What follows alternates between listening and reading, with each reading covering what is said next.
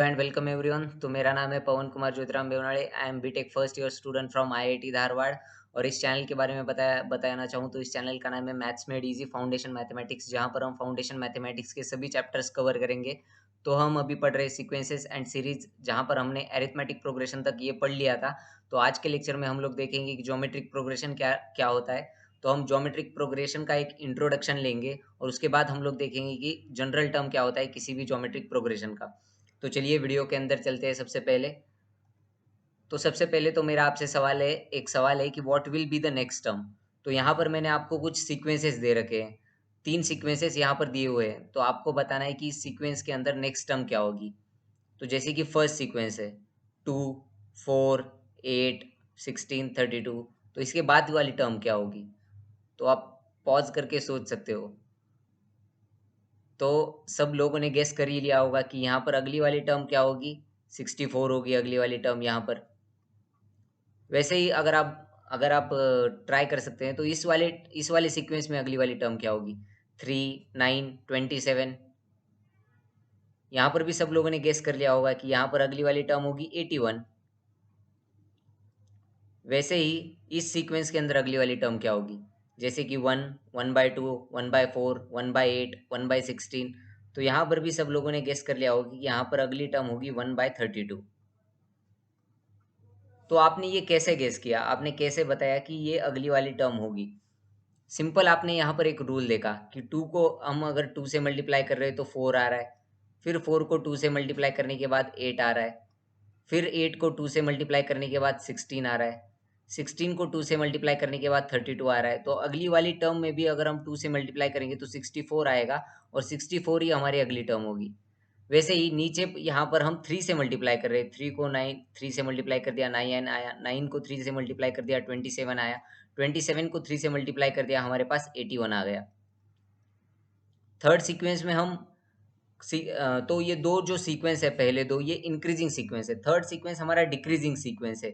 यहाँ पर हम मल्टीप्लाई कर रहे हैं 1/2 से।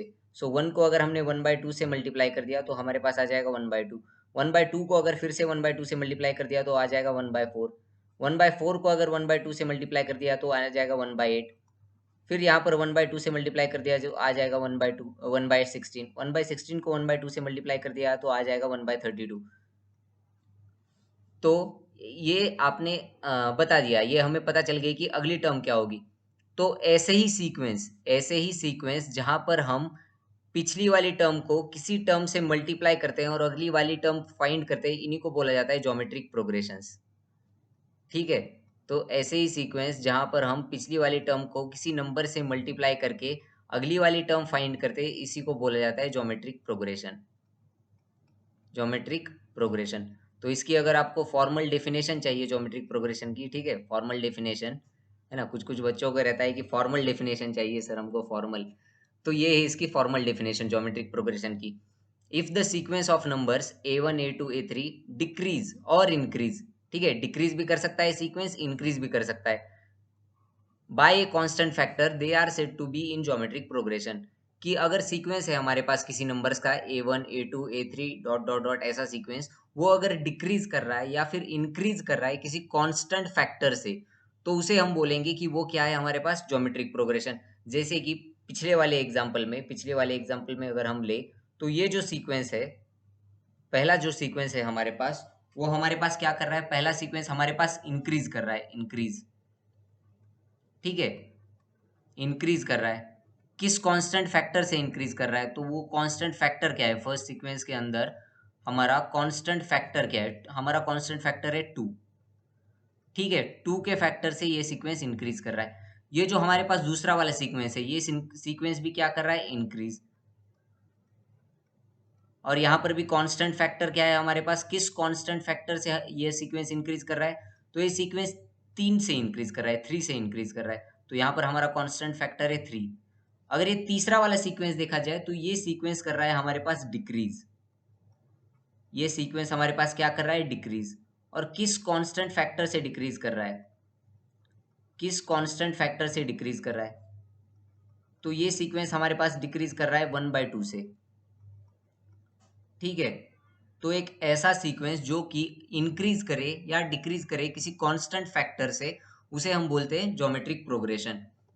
और जो हमारा कांस्टेंट फैक्टर है, वो जिस कांस्टेंट फैक्टर से सीक्वेंस इंक्रीज या डिक्रीज करा है, वो जो कांस्टेंट फैक्टर है उसे हम बोलेंगे कॉमन रेशो। ठीक है ना। और कॉमन रेशो को हम डिनोट करते हैं किससे? आर से। तो पिछले वाले एग्जांपल में हमारा कॉमन रेशो क्या हो जाएगा? यहाँ पर है हमारा कॉमन रेशो 2, यहाँ पर है हमारा कॉमन रेशो 3, यहाँ पर है हमारा कॉमन रेशो 1/2। तो सबको समझ में आ गया जीपी क्या होती है? Geometric progression. ज्योमेट्रिक प्रोग्रेशन यानी कि ऐसा सीक्वेंस जो कि इंक्रीज करे या डिक्रीज करे किसी कांस्टेंट फैक्टर से, और उस कांस्टेंट फैक्टर को हम क्या बोलेंगे? Common ratio. जैसे कि यहाँ पर आपके लिए एक एग्जांपल दिया है मैंने, तो सब लोग बताएंगे कि इस एग्जांपल में हमारे पास कांस्टेंट कॉमन रेशो क्या है, यहाँ पर फर्स्ट टर्म क्या है, ये क्या है, सब लोग बताएंगे। तो ये है हमारे पास 2, 4, 8, 16, डॉट डॉट डॉट। तो यहाँ पर हमारा फर्स्ट टर्म क्या आ जाएगा? फर्स्ट टर्म को जीपी में भी फर्स्ट टर्म को ए से ही डिनोट किया जाता है। तो इस सीक्वेंस के अंदर हमारा फर्स्ट टर्म क्या है? फर्स्ट टर्म है हमारे पास 2। और यहाँ पर कॉमन रेशो क्या है इस सीक्वेंस के अंदर? हमारा कॉमन रेशो क्या है इस सीक्वेंस के अंदर? तो कॉमन रेशो है हमारे पास 2 का ही। ठीक है। तो अभी देखते हैं कि जनरल टर्म क्या होता है किसी जीपी के अंदर। तो अगर आप देखें यहाँ पर, ठीक है, तो यहाँ पर इफ ए सीक्वेंस, ओके, अभी देखते हैं जनरल टर्म क्या होता है किसी जीपी के अंदर। अगर किसी जीपी का फर्स्ट टर्म ए है हमारे पास, और आर अगर उसका कॉमन रेशो है, तो किसी जीपी का जनरल टर्म क्या होगा? तो एपी में भी हमने जनरल टर्म निकाला था, general term of an AP. अगर किसी को याद है तो ये मैं याद दिला देता हूँ, ठीक है। एपी के अंदर अगर किसी को याद है तो हमारा टी एन क्या आया था? nth term a plus N minus one into D.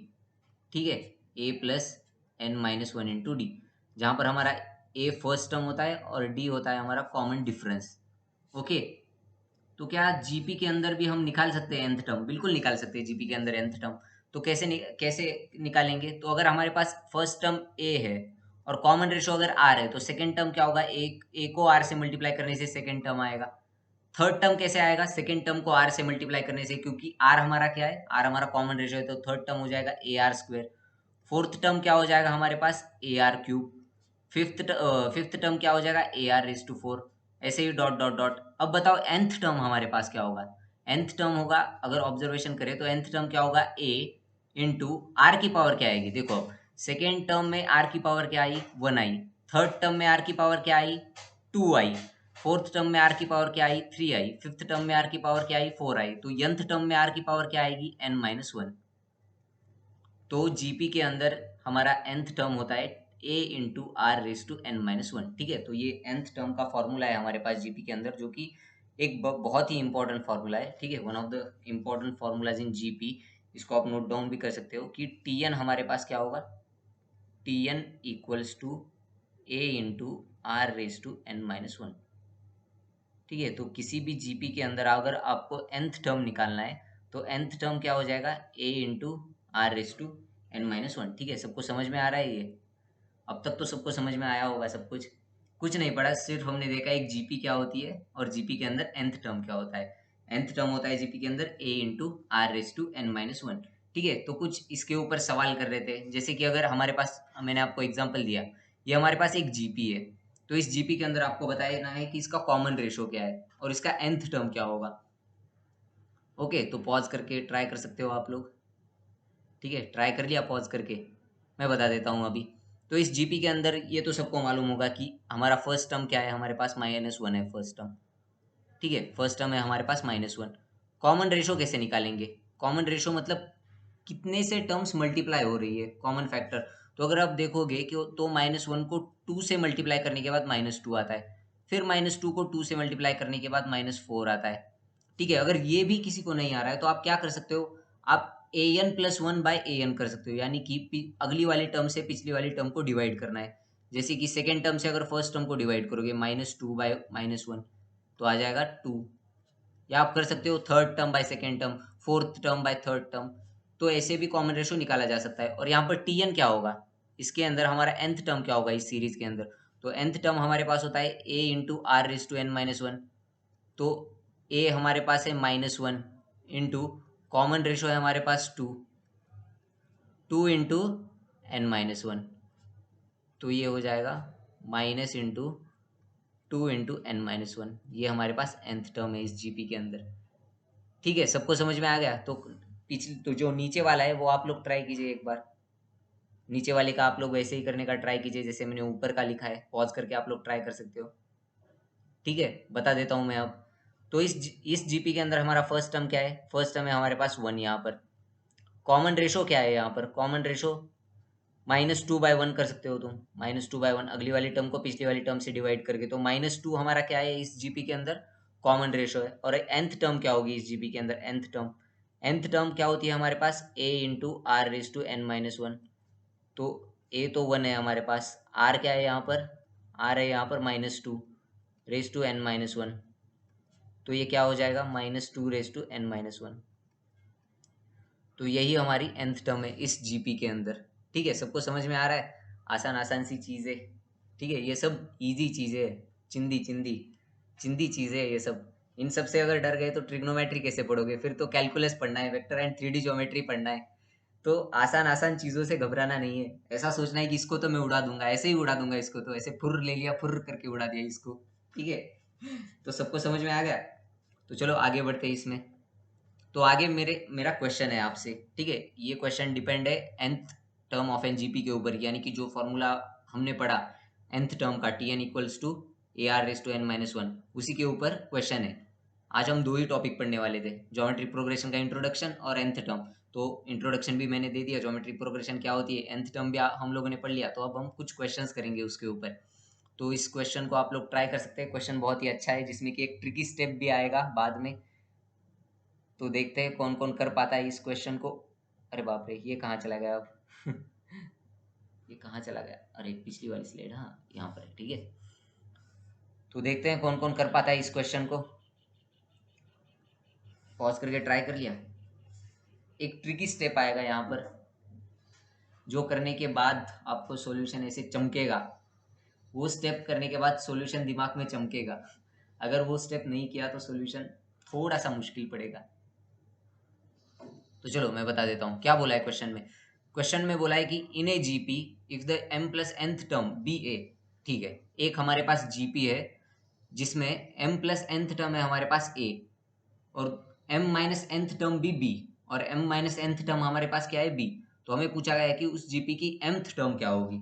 तो जो भी दिया है डेटा उसको हम लिख लेते हैं। तो हमारे पास क्या दिया है? टी एम प्लस एन दिया है, m प्लस nth टर्म दी है, मतलब टी एम प्लस एन हमारे पास क्या दिया है? a। ठीक है, तो ये क्या हो जाएगा? T m plus n equal to a. तो टी एम प्लस एन का फॉर्मूला क्या होगा किसी भी जीपी के अंदर? nth टर्म का फॉर्मूला क्या होता है? nth टर्म होती है हमारे पास a into are raise to N minus one. So T into M plus N क्या हो जाएगा? a into are raise to M plus N minus one. Okay, ये हो जाएगा। वैसे ही हमें क्या दिया हुआ है? T m minus n, m minus nth term दी हुई है। तो एम माइनस एंथ टर्म क्या दी हुई है हमारे पास? एम माइनस एंथ टर्म दी हुई है बी, यानी कि ठीक है, इसको ए डैश मान लेता हूँ, ए डैश। तो हमने क्या अजूम किया? एक जीपी अजूम यहाँ पर, क्योंकि मैंने यहाँ पर ए हमारे पास पहले से ही क्वेश्चन में है, तो मैंने यहाँ पर फर्स्ट टर्म को जीपी के ए डैश मान लिया। ठीक है, ताकि कंफ्यूजन ना हो बाद में, ए क्या है और ए डैश क्या है, इसके अंदर कंफ्यूजन ना हो, इसलिए मैंने ए डैश मान लिया जीपी के फर्स्ट टर्म को।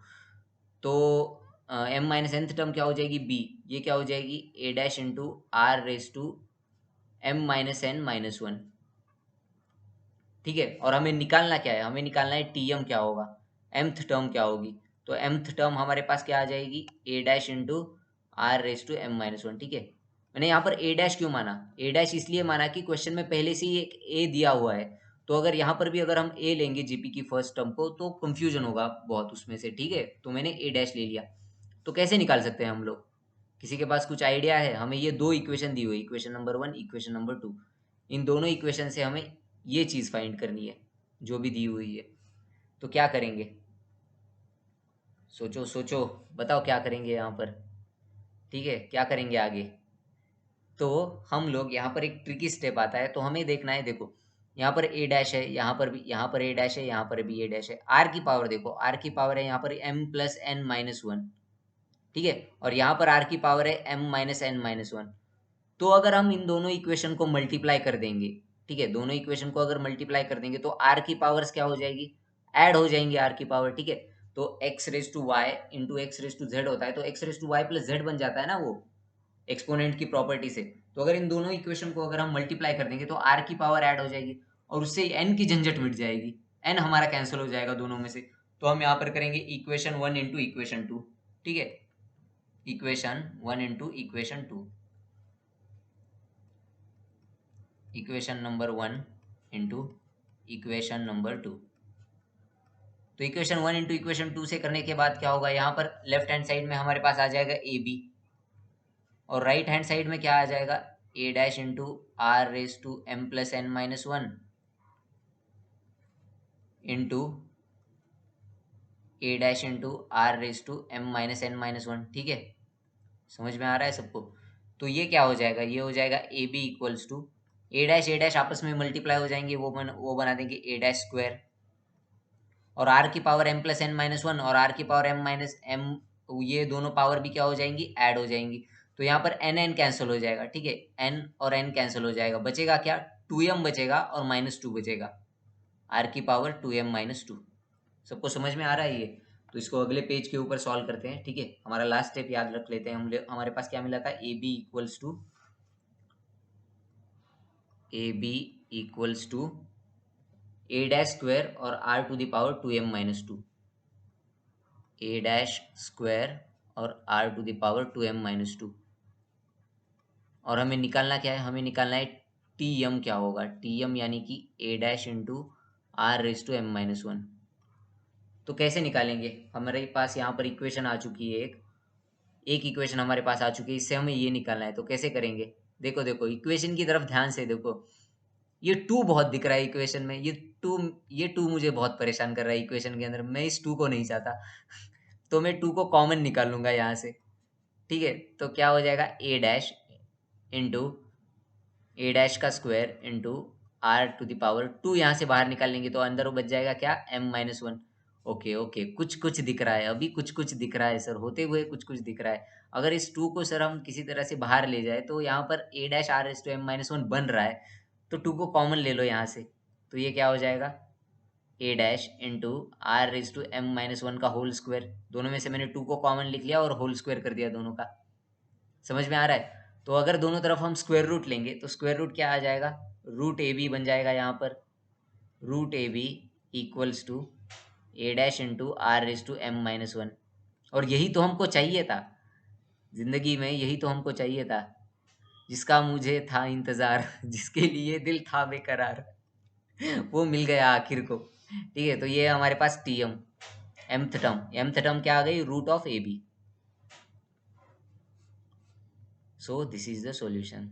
सबको समझ में आ गया सॉल्यूशन कैसे किया, mth term equal to root of A B, ठीक है। तो मैं फिर से समझा देता हूँ हमने क्या किया। हमने तो पहले जो गिवन इंफॉर्मेशन थी हमारे पास, उस गिवन उस गिवन इंफॉर्मेशन का इस्तेमाल करके हमने देखा कि हमारे पास क्या क्या है। तो हमारे पास m प्लस nth टर्म दी हुई है और हमारे पास m माइनस nth टर्म दी हुई है, ठीक है। हमने लिख लिया उसको इक्वेशन की फॉर्म्स में। यहाँ पर a ले सकते थे पर हमने a नहीं लिया, क्यों नहीं लिया है, क्योंकि a हमारे पास पहले से एक दूसरा वेरिएबल है, अगर इसको भी हम a मान लेते तो बहुत कंफ्यूजन होता है, इसलिए हमने क्या लिया, a डैश लिया फर्स्ट टर्म जीपी को और कॉमन रेशो r ले लिया, इसको लिख दिया। उसके बाद हमने क्या किया, mth टर्म का हमारे पास फॉर्मूला था a dash R raise to m-1, तो हमें किसी तरह से ये निकालना था। अगर हमने ये निकाल दिया तो हमारा क्वेश्चन सॉल्व है। तो हमने क्या किया, हमने देखा कि हमें n एलिमिनेट करना है क्योंकि हमारे पास m ही है सिर्फ इक्वेशन के अंदर। तो इन दोनों इक्वेशन को हमने क्या कर दिया, इन दोनों इक्वेशन को हमने मल्टीप्लाई कर दिया, इक्वेशन 1 इंटू इक्वेशन 2। ये करने के बाद हमें लेफ्ट हैंड साइड में क्या मिला, a b, right hand side में ये, तो इससे एन एन कैंसिल हो गया, a dash square into are raise to 2m-2। फिर हमने क्या किया, 2 को कॉमन लिया दोनों में से और होल स्क्वायर के अंदर डाल दिया 2 को होल स्क्वायर के अंदर डालते ही हमें दिख गया, आंखों में आ गई चमक, ठीक है, मिल गया सब कुछ, जुबान केसरिया आ गया हमारे पास रूट ए बी mth टर्म। तो ये क्वेश्चन था, बहुत ही अच्छा क्वेश्चन था ये। इसके बाद एक और क्वेश्चन है, ठीक है, अगर किसी को ट्राई करना है तो यहाँ पर ये पी स्क्वायर है, ठीक है, ये जो लिखा है ये है पी स्क्वायर है ये। तो क्या दिया हुआ है इस क्वेश्चन के अंदर, let A be the first term and B be the nth term of a GP. तो एक जीपी है हमारे पास जिसकी फर्स्ट टर्म है हमारे पास ए और उसकी nth टर्म है हमारे पास बी, और हमें बोला गया है कि p क्या है, उस जीपी का प्रोडक्ट है n टर्म्स का, फर्स्ट n टर्म्स का प्रोडक्ट है हमारे पास p। तो हमें पी स्क्वायर की वैल्यू निकालनी है उस जीपी के अंदर। तो अगर किसी को ट्राई करना है तो पॉज करके ट्राई कर सकता है। अगर मैं स्टेप्स बताना चाहूँ, अगर हिंट देना चाहूँ तो दे सकता हूँ। तो ए आपको फर्स्ट टर्म दी हुई है, ठीक है, फर्स्ट टर्म ए ही मान लो। फिर nth टर्म आपको बी दी हुई है, तो आप लिख सकते हो B equal to A are raise to N minus one. फिर आप लिख लो पी प्रोडक्ट क्या होता है एन टर्म्स का, तो प्रोडक्ट क्या हो जाएगा a into a r square into a r cube, सभी टर्म्स का प्रोडक्ट nth टर्म तक। और उसके बाद देखो क्या सॉल्व हो रहा है, ठीक है। तो ये भी बहुत अच्छा क्वेश्चन है। पिछली बार मैंने जब अरिथमेटिक प्रोग्रेशन के लिए थे तो थोड़े से आसान लिए थे, तो मैंने सोचा कि थोड़ा सा लेवल अप किया जाए। लेवल अप किस लिए, अगर आप ये क्वेश्चन सॉल्व करोगे, ठीक है, आपको आता ये क्वेश्चन आएगा या नहीं आएगा, that's the secondary thing. Primary thing is you should try it, you should try it hard, ठीक है। अगर देखना है तो सॉल्यूशन भी मत देखो, कल देखो सॉल्यूशन, बट ट्राई करो उसे खुद से, वीडियो पॉज करके ट्राई करो, खुद से ट्राई करो। आया आया, नहीं आया तो मैं हूं ही ना बताने के लिए, मैं तो बताने ही वाला हूँ क्वेश्चन। अगर आप ये क्वेश्चंस ट्राई करोगे तो बाकी के क्वेश्चंस आपको चिंदी लगेंगे, स्कूल के जो होंगे या किसी भी कंपटीशन के चिंदी लगेंगे क्वेश्चंस। तो इस क्वेश्चन को ट्राई कर लिया, पॉज करके ट्राई कर लो। तो चलो बता देता हूँ मैं अब। देखो क्या दिया है हमारे पास दिया है फर्स्ट टर्म, ठीक है, फर्स्ट टर्म जीपी का फर्स्ट टर्म हमें क्या दिया हुआ है ए। तो मान लेते हैं फर्स्ट टर्म ए, और हम अपने मन से मान लेते हैं कि कॉमन रेशो आर है इस जीपी का। दिया नहीं है क्वेश्चन में, बट हम मान सकते हैं, मैथ में अज्यूम कर सकते हैं कुछ भी, ठीक है। जिंदगी में भी हम कुछ भी अज्यूम कर सकते हैं, ठीक है। Suppose suppose I have a girlfriend, suppose you have a girlfriend, कुछ भी अज्यूम कर सकते हैं जिंदगी में जब अज्यूम कर सकते हैं तो मैथ में क्यों नहीं अज्यूम कर सकते। तो मान लिया हमने मैथ में कि कॉमन रेशो आर है उस जीपी का, जिसमें हमारा फर्स्ट टर्म ए है। तो हमें क्या दिया हुआ है, हमें दिया हुआ है nth टर्म। तो nth टर्म दिया हुआ है हमारे पास, बोला गया है कि nth टर्म है तुम्हारे पास b. Okay sir, nth term अगर हमारे पास बी है सर, तो हमें इसका फॉर्मूला आता है, nth टर्म का फॉर्मूला आता है A are raise to N minus one. Okay, तो हमें ये चीज पता है। और हमें निकालना क्या है सर, हमें निकालना है product of first n terms.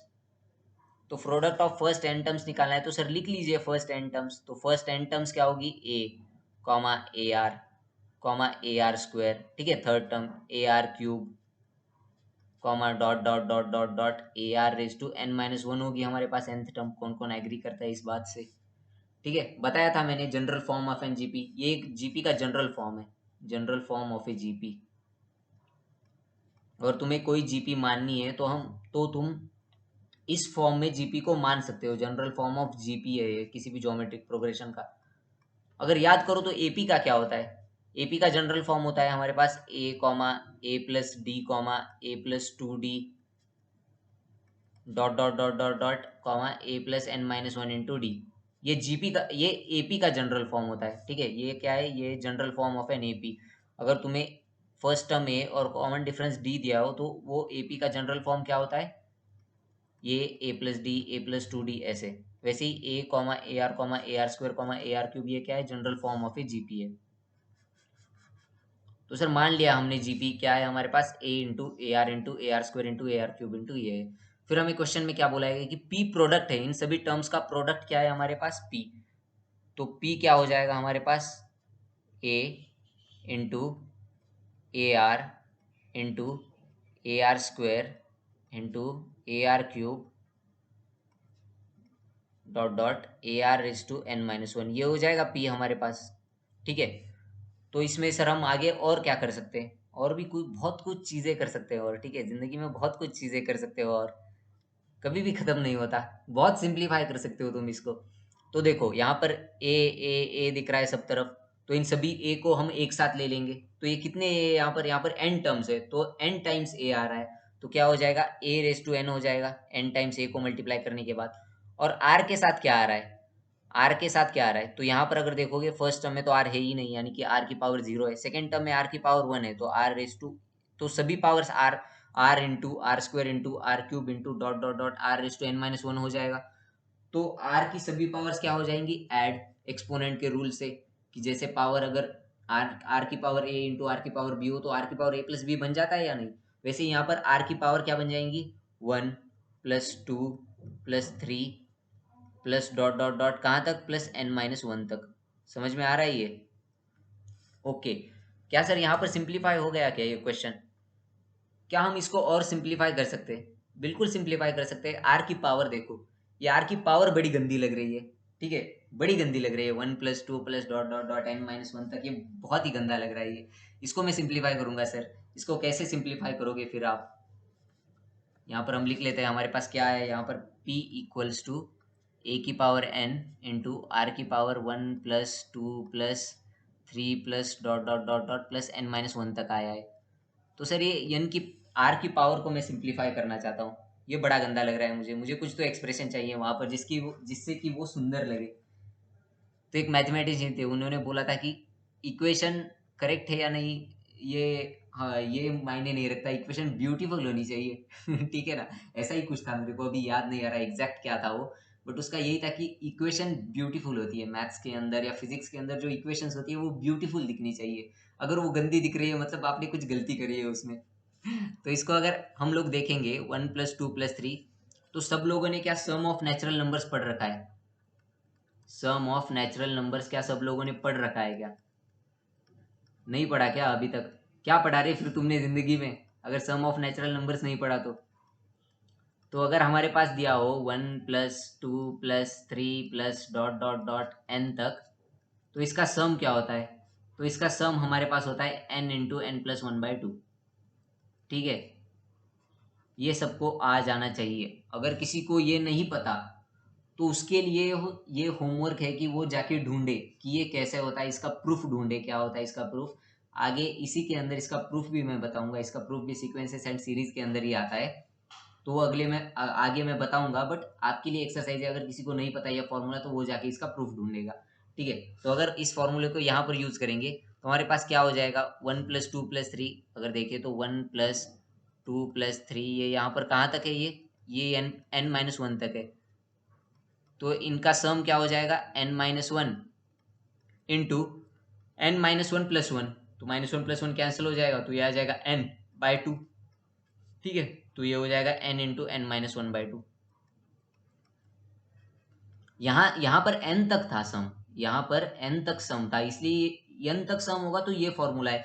यहाँ पर n की जगह क्या है, n-1 है।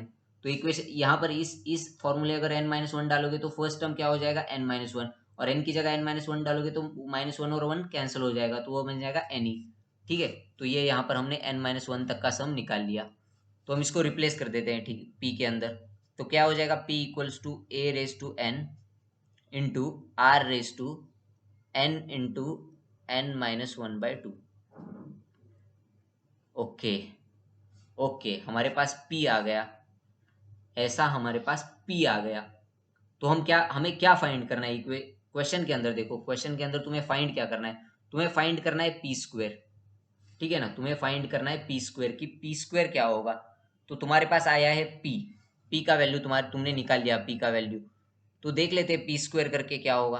तो अगर तुम इसका स्क्वायर करोगे p², तो वो क्या हो जाएगा, इसका स्क्वायर हो जाएगा a का, a⁴n का स्क्वायर क्या होगा, a⁴n इंटू a⁴n, मतलब a⁴2n। और अगर इसका स्क्वायर, ठीक है मैं करके दिखा देता हूँ, रुको तुम लोगों को। ए इसका स्क्वायर करेंगे तो इसका स्क्वायर क्या हो जाएगा, a⁴n into r⁴n into n-1/2 का 1/2 का होल स्क्वायर। तो ये पावर अंदर आ जाएगी, तो ये क्या बन जाएगा, a⁴n का होल स्क्वायर a⁴2n, और r⁴n इंटू n-1/2 इंटू 2, तो ये 2 से 2 कैंसिल हो जाएगा, तो ये बन जाएगा a⁴2n into r⁴n into n-1। ठीक है, तो इसमें क्या सर हम और कुछ कर सकते हैं? बिल्कुल कर सकते हो। देखो यहाँ पर a के साथ n है मल्टीप्लीकेशन में, पावर के अंदर a के साथ पावर में n है और r के साथ भी पावर में n है, तो n को तुम बाहर निकाल सकते हो कॉमन। तो ये क्या बन जाएगा, ये बन जाएगा a² इंटू r⁴n-1 का होल⁴n। ठीक है, और सर हमें क्या पता है, हमें क्या पता है सर, हमें पता है कि b = a इंटू r⁴n-1। ये किस लिए दिया हुआ है, इसका तो आपने कहीं पर यूज नहीं किया, ऐसे ही दे रखा है क्या क्वेश्चन में? क्यों हमको कंफ्यूज कर रहे हो कुछ भी इंफॉर्मेशन देके? तो ऐसे ही नहीं दिया क्वेश्चन में, इसका यूज आएगा। देखो अभी यहाँ पर तुम्हें क्या दिख रहा है, a² इंटू r⁴n-1। तो सर क्या हम यहाँ पर a इंटू r⁴n-1 बना सकते हैं क्या? बिल्कुल बना सकते हैं। कैसे बना सकते हैं? तो एक बहुत ही एक ब्यूटीफुल सा स्टेप है यहाँ पर, बहुत ही ब्यूटीफुल सा। ये जो ए स्क्वायर है ना, इसको ए इंटू ए लिख के देखो।